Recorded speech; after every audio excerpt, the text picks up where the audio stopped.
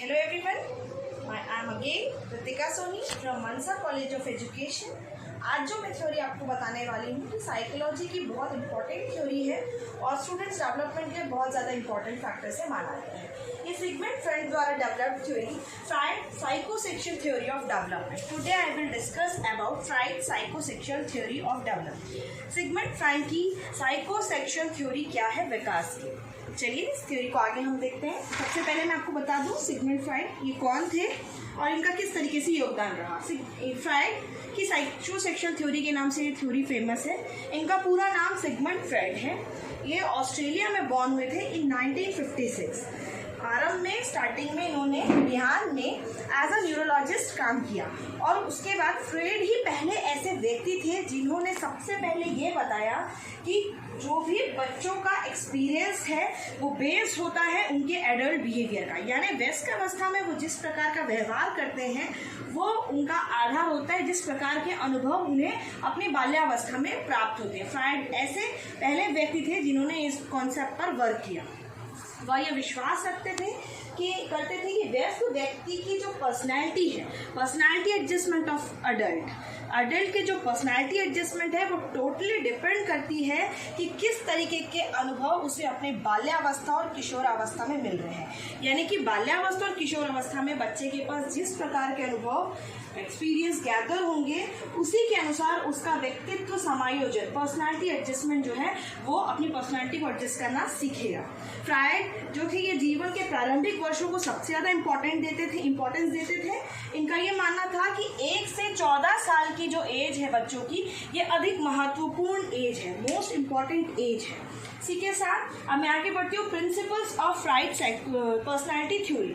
Freud की जो personality theory के अकॉर्डिंग इन्होंने जो कुछ आधार बताए व्यक्तित्व अवस्था के विकास होता है। इन्होंने बोला कि पर्सनैलिटी डेवलप्स इन स्टेजेस।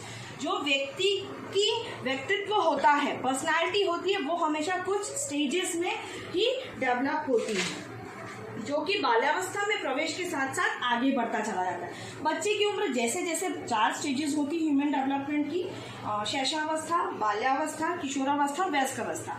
जैसे जैसे ये अवस्थाएं चेंज होती जाती हैं वैसे वैसे आपकी पर्सनालिटी धीरे धीरे विकसित होती जाती है। प्रत्येक व्यक्ति के लिए एनर्जी की मात्रा, दूसरा उन्होंने जो कॉन्सेप्ट दिया energy is limited for every person. ने ये कहा पर्सनैलिटी के कॉन्सेप्ट में उनका कहना ये था कि हर व्यक्ति में जो एनर्जी, जो ऊर्जा की मात्रा होती है वो सीमित होती है। इसलिए पहली अवस्था में व्यक्ति स्टार्टिंग एजेस जब बच्चे होते हैं उस स्टार्टिंग अवस्था में वो जितनी एनर्जी को स्टोर कर लेता है, जितनी जो उसको उपयोग करता है, जितनी ज़्यादा एनर्जी उसके पास होती है उस एनर्जीज को वो स्टोर कर लेता है। जितनी ऊर्जा का उपयोग कर लेता है बाद की अवस्था में उतनी ही कम एनर्जी उसके लिए बचती है। यानी कि जो एनर्जी के सोर्स है वो बहुत ही लिमिटेड है, इसलिए उसे बहुत ज़्यादा एनर्जी स्टार्टिंग पीरियड में बच्चे को यूज़ नहीं करना चाहिए। इसलिए वो अपनी आवश्यकताओं को पूरी करने के लिए सीमित साधनों का उपयोग करने की कोशिश करता है। एक छोटा बच्चा हमेशा क्या करता है कि बहुत लिमिटेड सोर्सेज जो उसके पास अवेलेबल होते हैं, फिर धीरे धीरे उनके पास सोर्स एबिलिटी बढ़ती जाती है और जितनी सोर्स एबिलिटी उनके पास होती है उनकी सोच का दायरा सिर्फ उतना ही रहता है। धीरे धीरे वो अपने एनर्जी मात्रा को बढ़ाते हैं। इसलिए जो इसमें थर्ड बात उन्होंने अपने प्रिंसिपल में रखी, during primary training childhood should not be restricted. उनका कहना था कि जो प्रारंभिक प्रशिक्षण होता है, जब बच्चे को प्राइमरी ट्रेनिंग आप दे रहे होते हैं उस समय आपको कभी भी बच्चों को ज़्यादा रिस्ट्रिक्ट नहीं करना चाहिए। यानी उन्हें हर चीज़ में रोक टोक करना, उनको प्रतिबंध लगाना इस तरीके का नहीं करना चाहिए, क्योंकि जिन बच्चों को प्राइमरी ट्रेनिंग के समय में ज़्यादा रोक टोक मिलती है वो बाद में सप्रेस हो जाते हैं। सप्रेस हम कह सकते हैं हिंदी में कि वो दमन, उनकी इच्छाओं का दमन हो जाता है, उनके अंदर कहीं ना कहीं दमन की भावना आ जाती है, सप्रेशन फीलिंग आने की लगती है, नहीं ये मैं नहीं कर सकता या ये मेरे दायरे के बाहर है। तो ये 3 चीज़ों को उन्होंने अपने प्रिंसिपल के अकॉर्डिंग बहुत ज़्यादा फोकस किया इन फ्रॉइड्स पर्सनैलिटी थ्योरी। नेक्स्ट चलिए हम आपको मूव करके आगे बताते हैं कि जो इनके बेसिक थॉट्स थे वो बेसिक थॉट्स क्या थे।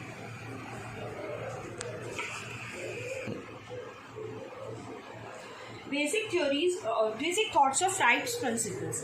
जो फ्रॉइड्स की जो सिद्धांत है उनके कुछ बेसिक थॉट्स क्या थे। ये 3 पार्ट के स्टेजेस में बेसिक थॉट्स जो है फ्रॉइड प्रिंसिपल्स के डिवाइडेड है। सबसे पहला है बायोलॉजिकल थ्योरी ऑफ पर्सनैलिटी, जिसे व्यक्तित्व का जैविक सिद्धांत कहते हैं, दूसरा है स्ट्रक्चर ऑफ पर्सनैलिटी, व्यक्तित्व की संरचना, और तीसरा है डेवलपमेंट ऑफ पर्सनैलिटी, व्यक्तित्व का विकास। यानी कि जो फ्राइड ने साइकोसेक्सुअल थ्योरी दी है डेवलपमेंट में, ये टोटली इसका बेसिक कॉन्सेप्ट है व्यक्तित्व के ऊपर, पर्सनैलिटी के ऊपर। इन्होंने सबसे पहला बेसिक थॉट बताया कि बायोलॉजिकल थ्योरी ऑफ प्रिंसिपल, यानी कि व्यक्तित्व का जैविक सिद्धांत। इनका कहना था कि साइकोएनालिटिकल थ्योरी को व्यक्तित्व के जैविक सिद्धांत के रूप में भी देखा जा सकता है। ये किस प्रकार, जैसे कोई बच्चा जैसे ही पैदा होता है या कोई बच्चा है, उसकी पर्सनालिटी की हम बात कर रहे हैं, वो जैसे ही समाज के कांटेक्ट में आता है तो उसकी कुछ आधारभूत प्रवृत्तियां उस समाज के कांटेक्ट में आने के बाद विकसित होने लगती है। इसी के साथ में उसका माइंड भी उन्हीं आधारभूत प्रवृत्तियों के अनुसार विकसित होने लगता है। यानी इन शॉर्ट हम डायरेक्टली कह सकते हैं कि जैसा ही व्यक्ति जैविक सिद्धांत में समाज के कांटेक्ट में आ रहा है, तो समाज के कांटेक्ट में आने के साथ साथ उसके अंदर जो बेसिक प्रवृत्तियां विकसित हो रही है वो सीधा उसके साइको एनालिसिस यानी कि माइंड का कहीं ना कहीं डेवलपमेंट कर रही है। This is all because he is a biological concept. Second है स्ट्रक्चर ऑफ पर्सनैलिटी, यानी व्यक्तित्व की संरचना। जब आप ये बात कर रहे हैं कि व्यक्ति का संरचना किस प्रकार की होनी चाहिए, इससे पहले मैं बायोलॉजिकल थ्योरी ऑफ पर्सनालिटी को एक और एग्जांपल लेकर के आपको समझा देती हूँ कि बच्चा जब इन्फेंसी पीरियड में रहता है, यानी हम जब बायोलॉजिकल थ्योरी ऑफ पर्सनालिटी को अगर किसी एग्जांपल के माध्यम से देखें तो हम ये कह सकते हैं कि बच्चा जब अपने इन्फेंसी पीरियड में यानी जब शैशवावस्था में रहता है तो जीवन की परिस्थितियों से प्राप्त जो भी उसे चीज़ें मिल रही होती है उनसे वो अपना एडजस्टमेंट समायोजन करना सीख लेता है। उसमें वो योग्यता विकसित हो जाती है कि जितनी चीज़ें उसे मिल रही है उनके साथ वो एडजस्टमेंट कर ले। बात की अवस्था में अगर वो सुख सुविधा जो उसको इनिशियल पीरियड में मिली थी वो उससे कम होती है तो उससे कम सुख या आनंद प्राप्त होता है, तो आनंद की प्राप्ति के लिए अपने व्यवहार में वो प्रतिगमन अपना लेता है। उदाहरण के लिए आप मान लीजिए कि अगर कोई, जैसे बायोलॉजिकल थ्योरी ऑफ पर्सनैलिटी हम एग्जाम्पल लेकर चलते हैं कि कोई एक छोटा बच्चा शैशवावस्था में, उसके पेरेंट्स उस फाइन कंडीशन में है कि he can survive on AC. आप अगर देखेंगे उस बच्चे को शुरू में अगर एसी की फैसिलिटी मिली है या जिस प्रकार की इनिशियल फैसिलिटीज मिली उसने उस प्रकार के वातावरण के साथ अपना समायोजन स्थापित कर लिया। अब अगर आगे की कंडीशन में आकर के कुछ ऐसी सिचुएशंस आती हैं कि उसको बहुत गर्म जगह में रहना पड़ता है या वहाँ पे उसको एनवायरमेंट के साथ में वो एडजस्टमेंट नहीं मिल पाता, वो कूल एनवायरमेंट नहीं मिल पाता, तो उसके लिए एडजस्ट करने के लिए बहुत प्रॉब्लम हो जाती है। उस कंडीशन में वो क्या करता है, आनंद की प्राप्ति के लिए अपने व्यवहार में कई प्रकार के मॉडल्स, कई प्रकार के प्रतिमान को अपनाने लगता है। तो ये है बायोलॉजिकल थ्योरी ऑफ पर्सनैलिटी का एग्जाम्पल। सेकेंड में बात करती है स्ट्रक्चर ऑफ पर्सनैलिटी, यानी जो पर्सनैलिटी है उसकी संरचना किस प्रकार की होती है। एज पर फ्राइड ने क्या किया, पर्सनैलिटी के स्ट्रक्चर को 3 पार्ट में डिवाइड किया है, ईगो एंड सुपर ईगो। तो आइए सबसे पहले जानते हैं कि स्ट्रक्चर में, संरचना में ईगो और सुपर ईगो का कॉन्सेप्ट क्या है। ये बहुत इंपॉर्टेंट कॉन्सेप्ट है किसी व्यक्ति की पर्सनैलिटी का। जैसे हम बात करते हैं ईद को हिंदी में ईद ही कहते हैं। ये क्या है, बच्चे में बर्थ से ही प्रेजेंट रहता है, बाय बर्थ ही प्रेजेंट रहता है। ये अचेतन मस्तिष्क का प्रतिनिधित्व करता है, अचेतन यानी अनकॉन्शियस माइंड का। इस समय बच्चा कॉन्शियस स्टेज में नहीं होता, अनकॉन्शियस होता है। इसको आप सिंपल कह सकते हैं कि ईद में बच्चे के अंदर एक लस्ट होता है, एक लस्ट होती है, एक तीव्र इच्छा होती है। उसको जो चीज़ चाहिए मतलब उसको वो चीज़ चाहिए, वो उसे ये नहीं मालूम कि वास्तविकता क्या है, क्या चीज़ें उसे मिल सकती है। उसमें किसी भी चीज़ को पाने के लिए एक लस्ट होती है। आप देखेंगे कोई छोटा बच्चा अगर जिद पकड़ ले तो उसकी जिद ऐसी होती है, मान लीजिए अगर उसको ऐसा लग रहा है कि ये जो आग जल रही है समथिंग कुछ नया सोर्स है, लाइट होगी, मुझे पकड़ना है, तो आप देखेंगे जब आप एक छोटे बच्चे को इन्फेंसी पीरियड में रोकते हैं कि जाकर के उसे मत पकड़ो, वो गर्म है, वो बहुत जिद करने लगता है, रोने लगता है, क्योंकि उसके अंदर ईद बहुत ज़्यादा मात्रा में होता है। ईद का मतलब होता है कि लस्ट, तीव्र इच्छा, चीज़ों को पाने के लिए या जो चीज़ उनके मन में जिज्ञासा झाँक गई उसको जानने के लिए वो बिल्कुल उनमें डीप लस्ट होते हैं। वो विभिन्न प्रकार की इच्छाओं, प्रेरणा और वासनाओं को तुरंत संतुष्ट करना चाहते हैं। उनके अंदर जितनी भी इच्छाएं, वासनाएं और प्रेरणाएं वो तुरंत चाहते हैं कि वो सेटिस्फाई हो जाए। और जैसे ही उनको उनकी जिद यानी जो चीज़ के लिए उनके अंदर लस्ट उत्पन्न हुई है वो उनको मिल जाती है तो क्या होता है कि वो सेटिस्फाई हो जाते हैं। ये सुख प्रदान करने वाले सिद्धांत, सुखवादी सिद्धांत पर ईद जो है ये सुखवादी सिद्धांत पर वर्क करता है। ईद मनोवैज्ञानिक है, जैविक नहीं। लेकिन ये भी बात है कि ईद टोटल साइकोलॉजिकल फैक्टर है। बच्चा जो जिद कर रहा है वो जिद हम कभी भी देख नहीं सकते, it is totally psychological variable. ये मनोवैज्ञानिक है, जैविक नहीं है। इसके बाद मैंने सेकेंड कॉन्सेप्ट की बात की थी ईगो। ईगो एक्चुअल में ईद का ही विकसित रूप है, डेवलप्ड पार्ट है। ईद में बच्चा अनकॉन्शियस स्टेज में रहता है, वो ये नहीं जानता कि वो किस चीज़ की डिमांड कर रहा है, क्यों कर रहा है। लेकिन ईगो में क्या होता है, ये आगे के विकसित स्टेज में आता है। व्यक्तित्व का लॉजिक यानी व्यवस्थित विवेकपूर्ण भाग है। ये एक्चुअली ईद का ही व्यवस्थित और विवेकपूर्ण भाग है, यानी कि थोड़ा सा सिस्टमेटाइज्ड हो गया है। परंतु इस ईगो को भी ईद से ही एनर्जी मिलती है, शक्ति उसको ईद से ही मिलती है। यानी ईद की कंडीशन में वो टोटल लस्ट में है कि उसे चाहिए तीव्र इच्छा, लेकिन जो ईगो की कंडीशन होती है वो ईद का ही विकसित रूप है। ईगो में व्यक्ति को जो बाहर का वातावरण है का ज्ञान एकत्रित होता है और जो बाहर जगत के खतरों से रक्षा करता है। अतः यह हम ये कह सकते हैं कि ये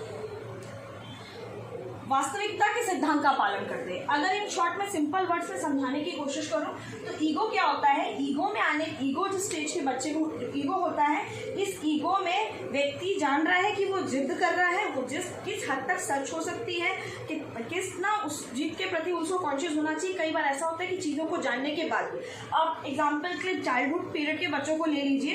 कई बार ऐसा होता है कि जैसे पेरेंट्स जॉब पे जा रहे हैं, वो ये अच्छी तरह जानते हैं कि हम साथ में नहीं जा सकते, लेकिन स्टिल वो सच्चाई जानने के बाद, वास्तविकता का ज्ञान रखने के बाद भी वो वहां जाने के लिए जिद करते हैं। This is the best example for ego. यानी ईद की कंडीशन में जब पेरेंट्स घर से बाहर निकल रहे हैं तो बच्चा जानता नहीं है कि वो कहाँ जा रहे हैं, वेदर फॉर ऑफिस और whether for some other important work जहाँ उसको वो लेकर नहीं जा सकते। उसके पास सिर्फ डीप लस्ट होती है, तीव्र इच्छा होती है कि मुझे जाना ही है। ये ईद की कंडीशन है। ईगो को आप चाइल्डहुड पीरियड के एग्जाम्पल से लेकर मैं समझा सकती हूँ।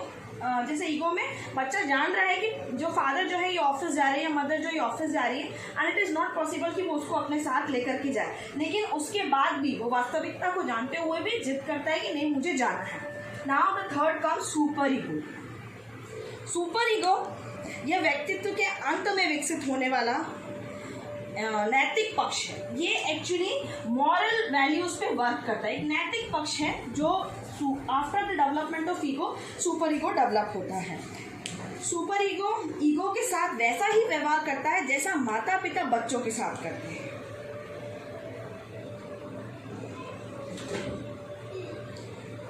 यहाँ पे माता पिता बच्चों के साथ जैसा व्यवहार करते हैं, इसको मैं सिंपल शब्दों में ऐसे कह सकती हूँ कि यहाँ पे आप इस कंडीशन में बच्चे को सिर्फ डीप लस्ट था कि मुझे चाहिए, मतलब चाहिए। यहाँ आने के बाद वो वास्तविकता जान रहा था कि ये मुझे क्यों नहीं मिल सकता। सुपर ईगो की कंडीशन क्या होती है, आप मेनली इसको बहुत ज़्यादा एडोलसेंस पीरियड में देखेंगे। बच्चे जान रहे होते हैं कि वो जिस चीज़ की डिमांड कर रहे हैं, फॉर एग्जाम्पल मान लीजिए कि बहुत महंगी गाड़ी की डिमांड कर रहे हैं, दे नो कि उनके पेरेंट्स की फाइनेंशियल कंडीशन उतनी नहीं, they can't by that much of expensive vehicle for them. लेकिन स्टिल वो जानने के बाद भी उनके सुपर ईगो क्या बात, वास्तविकता भी जानते हैं कि मेरे पेरेंट्स इस चीज़ को परचेस नहीं कर सकते, लेकिन स्टिल उनका ईगो, उनकी जिद, उनकी इच्छा, जो ईगो का विकसित जो है वो वर्क करता है कि मुझे ये चाहिए ही। यानी उसके लिए वो क्रिटिसाइज करते हैं और एनी हाउ उस चीज़ को पाने की कोशिश करते हैं। This is the example of super ego. यानी कि जो स्ट्रक्चर ऑफ पर्सनैलिटी है ये व्यक्ति का 3 पार्ट में मेनली डिवाइड होता है। सबसे पहला ईग यानी डीप लस्ट किसी चीज को पाने की, ईगो जो रियलिटी को भी जानता है और रियलिटी के बेसिस पे लस्ट, यानी कि रियलिटी से भी डील कर रहा है कि वास्तविकता क्या है और मुझे चाहिए। और सुपर ईगो ऐसा होता है कि ये रियलिटी भी जानता है, लस्ट को रियलिटी जानते हुए भी लस्ट को सेटिस्फाई करने के लिए अड़ जाता है, स्ट्रिक्ट हो जाता है। This is what super ego. Now we comes for the third part, development of personality, व्यक्तित्व विकास। फ्राइड की साइकोसेक्सुअल थ्योरी ऑफ डेवलपमेंट का सबसे इंपॉर्टेंट पार्ट है कि व्यक्तित्व का विकास किस प्रकार होता है। फ्राइड ने व्यक्तित्व के विकास को 5 स्टेजेस में डिवाइड किया है, which is also known as the structure of Freud psychosexual theory. ये 5 स्टेज में सबसे पहला स्टेज है ओरल स्टेज, जिसे हम हिंदी में कहते हैं मुख्य अवस्था। सेकेंड स्टेज है एनल स्टेज, जिसे हम कहते हैं गुदीय अवस्था। तीसरा स्टेज है फैलिक स्टेज, जिसे हम कहते हैं लिंग प्रधान अवस्था। चौथा स्टेज है लैटेंसी स्टेज, जिसे हम कहते हैं अप्रत्यक्ष अवस्था। And the 5th one is genital stage, जिसे हम कहते हैं जनेंद्रिय अवस्था। इन 5 अवस्थाओं में किसी भी व्यक्ति के पर्सनैलिटी का, व्यक्तित्व का विकास होता है, ऐसा फ्राइड ने बताया। आइए हम अपने नेक्स्ट वीडियो में आपको बताऊंगी कि किस तरीके से structure of Freud psychosexual theory क्या है। Thank you.